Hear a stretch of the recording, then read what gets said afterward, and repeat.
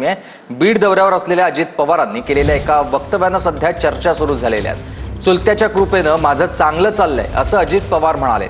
अजितदादांच्या या वक्तव्यावर देवेंद्र फडणवीसांनी टोला मारलाय। अजितदादांनी काकांना फक्त आशीर्वादापुरतंच मर्यादित ठेवलंय असं देवेंद्र फडणवीस म्हणाले।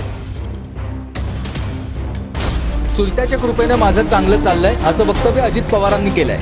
अजित पवारांच्या या वक्तव्यानं राजकीय वर्तुळात जोरदार चर्चा सुरू झाली आहे। धर्म संयोगाने आई बापाच्या कृपेने चुलत्याच्या कृपेने बरंच चांगलं चाललंय आमचं। काही देऊ नका, फक्त प्रेम द्या, माझा नमस्कार घ्या, तुमचा नमस्कार करा।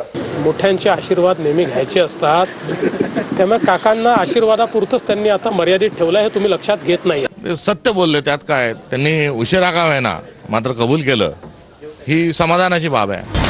उपमुख्यमंत्री अजित पवार आज बीडच्या दौऱ्यावर होते आणि यावेळी कार्यकर्त्यांनी त्यांचं जोरदार फटाके फोडत स्वागत केलंय। अजित पवारांना शाल आणि टोपीही घालण्यात आली।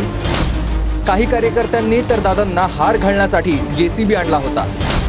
यावरूनच अजितदादांनी कार्यकर्त्यांना सल्ला दिलाय, मला हार, शाल, टोपी काहीही नको, माझं आई वडील आणि चुलत्याच्या कृपेनं बरं चाललंय असं अजितदादा म्हणाले।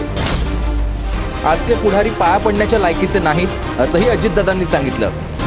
मी जाहीरपणे सांगतो, आजचे पुढारी पाया पडण्याच्या लायकीचे नाही। ज्याच्या पाया पडतात त्याची हिस्ट्री आठवा।